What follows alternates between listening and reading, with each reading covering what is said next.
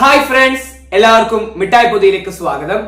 ഇന്ന് നമ്മൾ നോക്കാൻ പോകുന്നത് LSS USS എക്സാമുകൾക്ക് സഹായിക്കുന്ന കുറച്ച് GK ക്വസ്റ്റ്യൻസ് ആണ്. നിഷാന് കഴിഞ്ഞ 2 ദിവസമായിട്ട് പനിയായിട്ടിരിക്കുകയാണ്, അതുകൊണ്ട് അവനില്ല, ഞാൻ മാത്രമേ ഉള്ളൂ. അപ്പോൾ ആ GK ക്വസ്റ്റ്യൻസ്. ഒന്നാമത്തെ ചോദ്യം, കേരളത്തിലെ ഏത് ജില്ലയാണ് സ്വന്തമായി ഒഫീഷ്യലായി ഔദ്യോഗിക പൂവും മരവും മൃഗവും ഒക്കെ പ്രഖ്യാപിച്ച ആദ്യത്തെ ജില്ല? കാസർഗോഡ് ശരിയായ ഉത്തരവാണ്. കാസർഗോഡിനെ തുടർന്ന് രണ്ടാമതൊരു ജില്ല കൂടി ഇത്തരം പ്രഖ്യാപനം നടത്തി. അതേതാണ്? കോഴിക്കോടാണ് ശരിയായ ഉത്തരം, കോഴിക്കോട്. നെക്സ്റ്റ്, കേരളത്തിന്റെ ഇപ്പോഴത്തെ നിയമസഭാ സ്പീക്കർ AN ഷംസീർ ശരിയായ ഉത്തരം. എങ്കിൽ കേരളത്തിന്റെ ആദ്യത്തെ നിയമസഭാ സ്പീക്കർ ആരാണ്?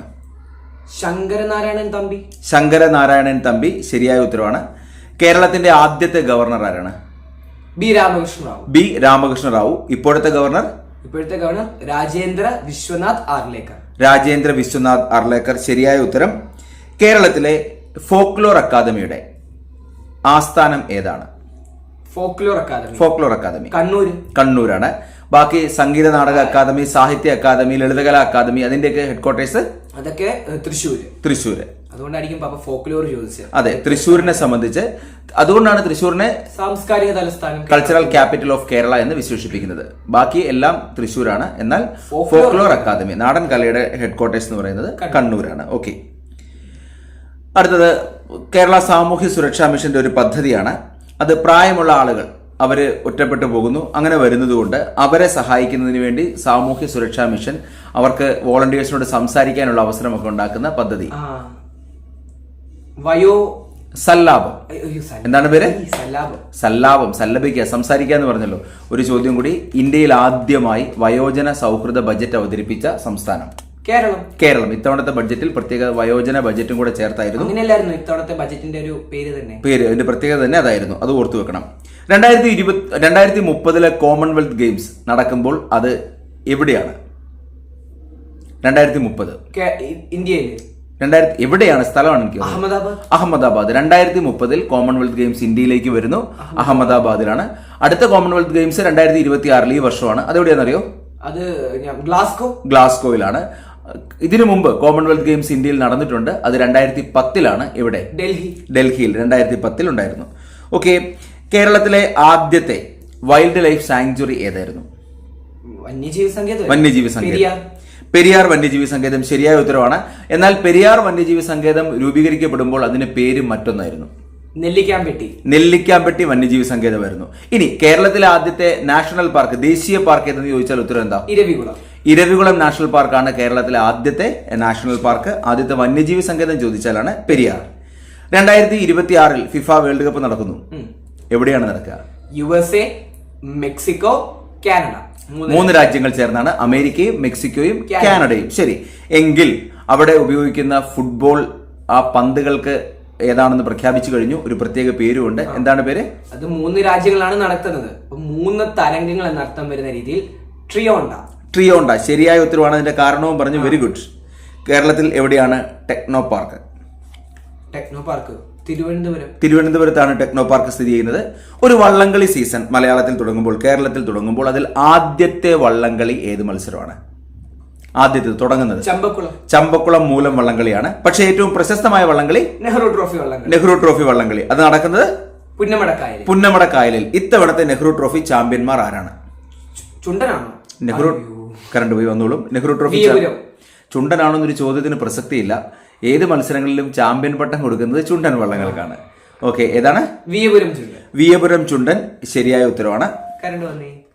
വിയപുരം വിജയിച്ചത് ഏത് ക്ലബ്ബാണ് തുടങ്ങിയത്? VBC Kainakary, village boat club Kainakary ശരിയായ ഉത്തരവാണ്. ഇത്തവണത്തെ ചാമ്പ്യൻസ് ബോട്ട് ലീഗ് CBL ചാമ്പ്യന്മാരായതും അവർ തന്നെയാണ്. ചാമ്പ്യൻസ് ബോട്ട് ലീഗ് തുടങ്ങുന്നത് നെഹ്റു ട്രോഫിയിലാണ്, അവസാനിക്കുന്നത് പ്രസിഡന്റ്സ് ട്രോഫിയിലും. അതെവിടെയാണ് നടക്കുക? പ്രസിഡന്റ്സ് ട്രോഫി അഷ്ടമുടി കായലിലാണ്, കൊല്ലം ജില്ലയിലെ അഷ്ടമുടി കായലിലാണ് ശരിയായ ഉത്തരം. ഓക്കെ, എന്നാണ് നാഷണൽ വോട്ടേഴ്സ് ഡേ? ജനുവരി 25. ജനുവരി 25 ദേശീയ സമ്മതിദായക ദിനം, ദേശീയ വോട്ടേഴ്സ് ദിനം. അങ്ങനെയാണെങ്കിൽ ഇത്തവണ ഏതോ ഒരു സംസ്ഥാനത്ത് അവരുടെ തദ്ദേശ സ്വയംഭരണ തിരഞ്ഞെടുപ്പിൽ, പഞ്ചായത്തുകളുടെയൊക്കെ തിരഞ്ഞെടുപ്പിൽ മൊബൈൽ ഫോണിലൂടെ ആപ്ലിക്കേഷനിലൂടെ വോട്ട് ചെയ്യാനുള്ള അവകാശം കിട്ടി ഏത് സ്ഥലത്ത്? ബീഹാർ. ബീഹാർ ശരിയായ ഉത്തരവാണ്. കറണ്ട് അഫയേഴ്സുമായി ബന്ധപ്പെട്ട ചോദ്യങ്ങൾ ഉള്ളതുകൊണ്ട് പാകിസ്ഥാനിൽ നിന്ന് ഒരു പ്രവിശ്യ സമരം നടത്തി സ്വതന്ത്ര രാജ്യമാകാൻ ശ്രമിക്കുന്നുണ്ട്. ആ പ്രൊവിൻസിന്റെ പേര് പറയാമോ? പാകിസ്ഥാനിൽ നിന്ന് ബലൂചിസ്ഥാൻ. ബലൂചിസ്ഥാൻ. ഏതാ? ബലൂചിസ്ഥാൻ. ഓക്കെ. ബഹിരാകാശത്ത് പോയ ആദ്യത്തെ ഇന്ത്യക്കാരൻ രാകേഷ് ശർമ്മ. അദ്ദേഹം അവിടെ ചെന്നപ്പോൾ ഇന്ദിരാഗാന്ധിയാണ് പ്രധാനമന്ത്രി. ഇന്ദിരാഗാന്ധി ചോദിച്ചു എങ്ങനെയുണ്ട് ഭൂമി? അവിടെ നോക്കുമ്പോൾ ഇന്ത്യ എങ്ങനെയുണ്ട്? സാരേ ജഹാം സേച്ച എഴുതിയത് അല്ലാമ മുഹമ്മദ് ഇക്ബാൽ ആണ്. ഓക്കെ. ബഹിരാകാശത്തെത്തിയ രണ്ടാമത്തെ ഇന്ത്യക്കാരൻ ശുഭാംശു ശുക്ല. ഏതായിരുന്നു ദൗത്യം? ആക്സിയം 4 ദൗത്യത്തിന്റെ ഭാഗമായിട്ടാണ് ശുഭാംശു ശുക്ല പോയത്. ശരിയായ ഉത്തരവാണ്. എത്ര ദിവസം ശുഭാംശു ശുക്ല ബഹിരാകാശത്ത് ചെലവഴിച്ചു? 18 ദിവസം. എന്നാൽ ഒരു ഇന്ത്യൻ വംശജ 600-ലധികം ദിവസങ്ങൾ ബഹിരാകാശത്ത് ചെലവഴിച്ച് റെക്കോർഡിട്ടു. ഇപ്പോൾ കേരളത്തിലും വന്നിട്ടുണ്ടായിരുന്നു. കോഴിക്കോടും KLF-ലും തിരുവനന്തപുരത്തും ഒക്കെ എത്തി. ആര്? സുനിത വില്യംസ്. ഓക്കെ. ശരിയായ ഉത്തരവാണ്. ഏത് തമിഴ് നടനാണ് ഈ അടുത്ത് രാജ്യസഭയിലേക്ക് നോമിനേറ്റ് ചെയ്യപ്പെട്ടത്? കമൽഹാസൻ. ശരിയായ ഉത്തരം. ഏത് തമിഴ് നടനാണ് ഈ അടുത്ത് പുതിയൊരു രാഷ്ട്രീയ പാർട്ടി രൂപീകരിച്ചത്? വിജയുടെ രാഷ്ട്രീയ പാർട്ടിയുടെ പേര് TMK. തമിഴക വെട്രി കഴകം. എന്താണ് അവർക്ക് തെരഞ്ഞെടുപ്പ് ചിഹ്നം കിട്ടിയപ്പോൾ? എന്താണ്? വിസിലാണ് വിജയുടെ പാർട്ടിയുടെ തെരഞ്ഞെടുപ്പ് ചിഹ്നം.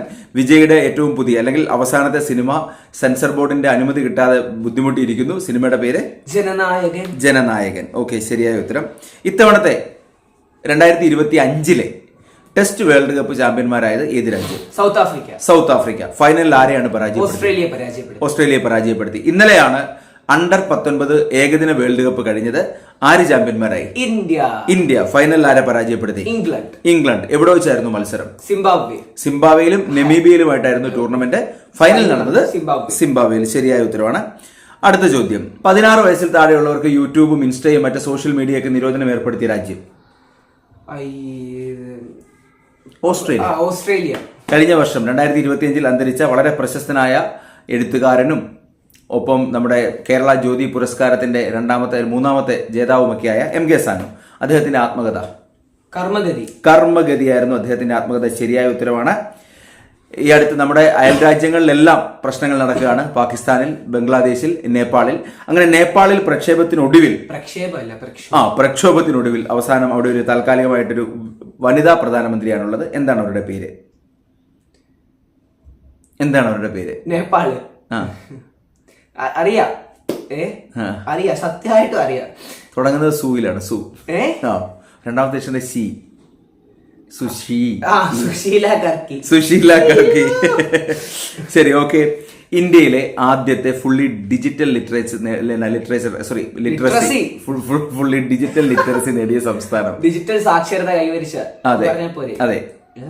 കേരളമാണ്. ആ കേരളത്തെ അതിലേക്ക് എത്തിച്ച പദ്ധതി ഡിജി കേരള. അതിന് ആ ഡിജിറ്റൽ സാക്ഷരതാ പ്രഖ്യാപനം നടത്തിയ ദിവസം 2025 ഓഗസ്റ്റ് 21. അവസാനം ഇത്തവണത്തെ റിപ്പബ്ലിക് ദിന പരേഡിൽ കേരളത്തിന്റെ ടാബ്ലോയ്ക്ക് 3ാം സ്ഥാനമാണ് കിട്ടിയത്.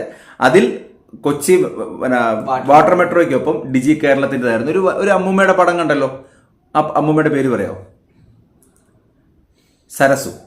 സരസു വല്യമ്മയുടെ ടാബ്ലോയാണ് ഉണ്ടാക്കിയത്. ഓക്കെ. 2025 നവംബർ 1 കേരളം ചരിത്രപ്രധാനമായ വളരെ പ്രധാനപ്പെട്ട ഒരു പ്രഖ്യാപനം നടത്തി. എന്തായിരുന്നു? അതിദാരിദ്ര്യമുക്ത സംസ്ഥാനമായത് 2025 നവംബർ 1. ശരി. ഇന്ത്യയിലെ ഒരു അസംബ്ലി ബിൽഡിംഗ്, നിയമസഭാ മന്ദിരം, അത് പരിപൂർണമായിട്ടും സോളാർ എനർജിയിലാണ് റൺ ചെയ്യുന്നത്. ഒട്ടും വേറെ കറണ്ട് വേണ്ട. എവിടത്തെ? ഏത് സ്ഥലത്തെ? ഡൽഹി. ഓക്കെ. 2025 സമാധാനത്തിന് നോബൽ സമ്മാനം കിട്ടിയാൽ ആ നോബൽ സമ്മാനം കൊണ്ട് ട്രംപിന് കൊടുക്കുന്നതൊക്കെ കണ്ടു. ആരായിരുന്നു? Maria Corina Machado. ശരിയായ ഉത്തരം. ഏത് രാജ്യത്തെ പ്രതിപക്ഷ പാർട്ടികളുടെ അല്ലെങ്കിൽ ആ സംഘടനകളിൽപ്പെട്ട ആളാണ് മരിയ കൊറീന മച്ചാഡോ? വെനസ്വേലയിൽ അമേരിക്കയുടെ ഇടപെടൽ നമ്മൾ കണ്ടു. അതിന്റെ ഭാഗമായിട്ട് വെനസ്വേലൻ പ്രസിഡന്റിനെ, നിലവിലുണ്ടായിരുന്ന തെരഞ്ഞെടുക്കപ്പെട്ട പ്രസിഡന്റിനെ അമേരിക്ക നീക്കം ചെയ്തു. ആരെ?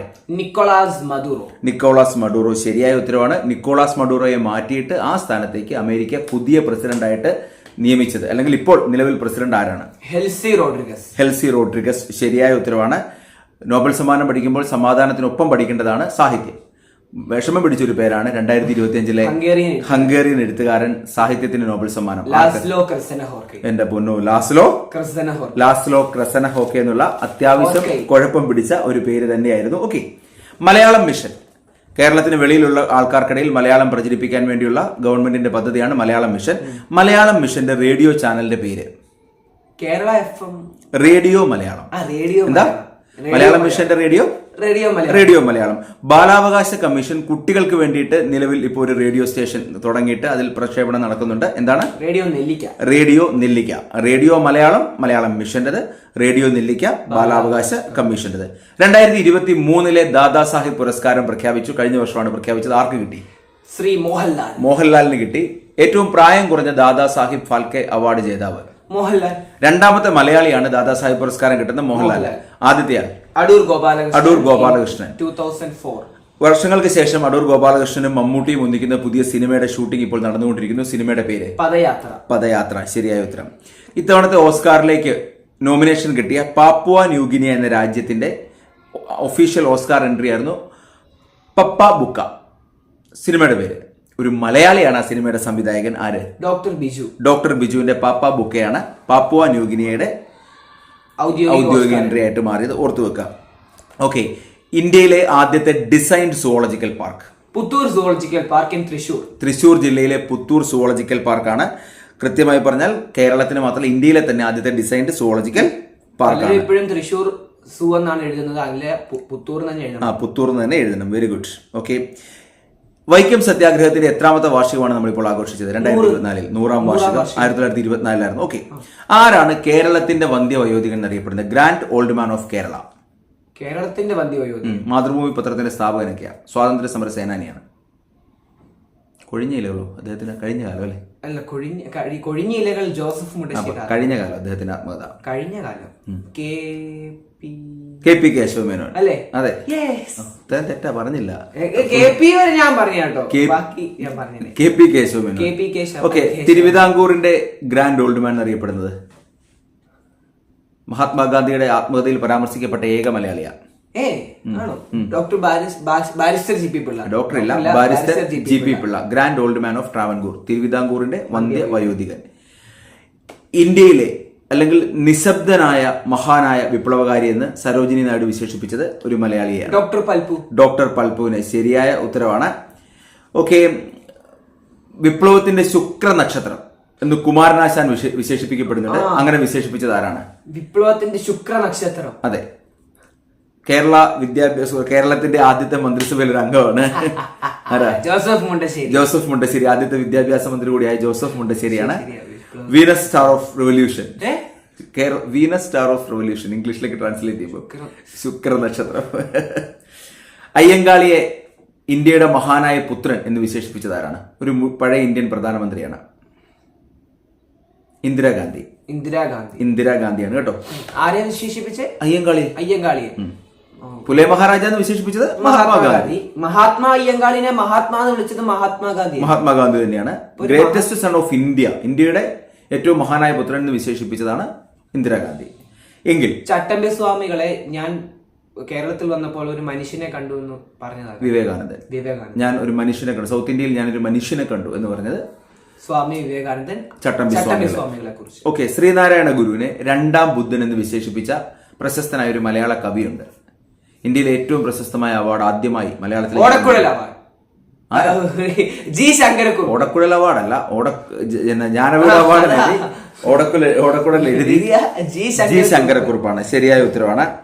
ഓക്കെ, കേരളത്തിന്റെ ഏറ്റവും പ്രായം കൂടിയ മുഖ്യമന്ത്രി 2025 ജൂലൈയിലാണ് മരണപ്പെട്ടത്. ആരാണ് അദ്ദേഹം? V S Achuthanandan. ഇത്തവണ അദ്ദേഹത്തിന് ഏത് പത്മ അവാർഡാണ് കിട്ടിയത്? പത്മവിഭൂഷൺ. അദ്ദേഹം നിരസിക്കുകയാണെന്ന് തോന്നുന്നു. മരണാനന്തര ബഹുമതിയായിട്ടാണ് കിട്ടിയിരിക്കുന്നത്. കുടുംബം. ഓക്കെ, അങ്ങനെയാണെങ്കിൽ the first handicraft from Kerala to receive GI tag കിട്ടിയ കേരളത്തിൽ നിന്നുള്ള ആദ്യത്തെ കൈത്തറി ഉൽപ്പന്നം കണ്ണാടിപ്പായ. ശരിയായ ഉത്തരവാണ്. 2025 ജനുവരി 9 മരണപ്പെട്ട പ്രശസ്തനായ മലയാള സംഗീതജ്ഞൻ, പാട്ടുകാരൻ, സിനിമാ ചിത്രകാരൻ ആരാ? പി ജയചന്ദ്രൻ. ശരിയായ ഉത്തരവാണ്. കേരളത്തിലെ ആദ്യത്തെ ഗ്രീൻ റെയിൽവേ സ്റ്റേഷൻ ബഹുമതി ആർക്ക്? ഞാൻ പറയാം, പാലക്കാടാണോ? കണ്ണൂർ റെയിൽവേ സ്റ്റേഷനാണ് ആ പേര്. ഓക്കെ, 2025 ഏപ്രിൽ മരണപ്പെട്ട ഫിലിം ഡയറക്ടർ ആൻഡ് സിനിമാറ്റോഗ്രാഫർ ഉണ്ട്. അദ്ദേഹം ഷാജി എൻകരനാണ്. കേരള ചലച്ചിത്ര അക്കാദമിയുടെ ആദ്യത്തെ ചെയർമാനൊക്കെ ആയിരുന്നു. എങ്കിൽ കേരള ചലച്ചിത്ര അക്കാദമിയുടെ ഇപ്പോഴത്തെ ചെയർമാൻ ആരാണ്? റസൂൽ പൂക്കുട്ടി. ശരിയായ ഉത്തരവാണ്. ഓക്കെ, വ്യാപകമായ രീതിയിൽ നമ്മുടെ നാട്ടിൽ ലഹരി വ്യാപിക്കുന്നു എന്നാണ് പേര്. അതിനെതിരെ ആൾക്കാരെ അറസ്റ്റ് ചെയ്യാനും പിടിക്കാനും ഒക്കെ നിരവധി ഓപ്പറേഷൻസ് നടക്കുന്നു. എക്സൈസ് ഡിപ്പാർട്ട്മെന്റ് നടത്തുന്ന ഓപ്പറേഷനുകളുടെ പേര് ഓപ്പറേഷൻ ക്ലീൻ സ്ലേറ്റ്. ആളുകളെ അറസ്റ്റ് ചെയ്യുന്നതിലേക്ക് എത്തുന്ന ഓപ്പറേഷനുകളാണ് ക്ലീൻ സ്ലേറ്റ്. പോലീസ് ആണെങ്കിലോ ഓപ്പറേഷൻ ഡി ഹണ്ട്. അങ്ങനെയാണെങ്കിൽ ഇത് കൂടാതെ ഇതിനെതിരെ ബോധവൽക്കരണം നടത്തുന്ന പദ്ധതികളുണ്ട്. എക്സൈസ് ഡിപ്പാർട്ട്മെന്റിന്റെ കീഴിൽ നേതൃത്വത്തിൽ നടക്കുന്ന കേരള സംസ്ഥാനത്തിന്റെ ആ ലഹരി നിന്ന് ആളുകളെ മോചിപ്പിക്കാൻ വേണ്ടിയുള്ള പദ്ധതിയുടെ പേര് അതെ, ലഹരി വിരുദ്ധ ഏതാ? വിമുക്തി. ഞാൻ ലഹരി വിമുക്ത പദ്ധതി എന്ന് പറയാൻ വരുമായിരുന്നു, ഉത്തരം വരാതിരിക്കാൻ വേണ്ടി മാറ്റിയതാണ്. ലഹരി വിരുദ്ധ പദ്ധതിയുടെ പേര് വിമുക്തി. എങ്കിൽ അടുത്ത ചോദ്യം, അതേ രീതിയിൽ തന്നെ സ്കൂളുകളുമൊക്കെ ആയിട്ട് സഹകരിച്ച് അധ്യാപകരുടെ സഹകരണത്തോടെ പോലീസ് ഡിപ്പാർട്ട്മെന്റ് ലഹരിക്കെതിരെ വ്യാപകമായ പ്രചരണം നടത്തുന്ന പരിപാടിയുണ്ട്. ഏതാണ്? യോദ്ധാവ്. അപ്പം ഓപ്പറേഷൻ ക്ലീൻ സ്ലേറ്റ് എന്ന ഓപ്പറേഷനും വിമുക്തി എന്ന പദ്ധതിയും എക്സൈസ് ഡിപ്പാർട്ട്മെന്റ് നേതൃത്വത്തിൽ, ഓപ്പറേഷൻ ഡി ഹണ്ടും യോദ്ധാവും പോലീസ് ഡിപ്പാർട്ട്മെന്റിന്റെ നേതൃത്വത്തിലും. ഓക്കെ, അപ്പൊ തൽക്കാലം നമുക്ക് ചോദ്യങ്ങൾ അവസാനിപ്പിക്കാം. കൂടുതൽ ചോദ്യങ്ങളുമായിട്ട് പിന്നാലെ വരാം. ഓക്കെ, അപ്പം ഞങ്ങളുടെ ഈ ചാനൽ ഇഷ്ടപ്പെട്ടെങ്കിൽ ലൈക്ക് ചെയ്യുക, ഷെയർ ചെയ്യുക, സബ്സ്ക്രൈബ് ചെയ്യുക. കൂടാതെ ഇപ്പോൾ ഹൈപ്പ് ചെയ്യാനുള്ള ഒരു അവസരവും ഉണ്ട്, അതുകൊണ്ട് പരമാവധി ഹൈപ്പും ചെയ്യുക. ഇതുപോലുള്ള കൂടുതൽ വീഡിയോകളുമായി ഞങ്ങൾ വീണ്ടും വരുന്നതായിരിക്കും. അപ്പം ബൈ. സ്നേഹപൂർവ്വം കോട്ടയത്ത് നിന്നും നിബിൻ.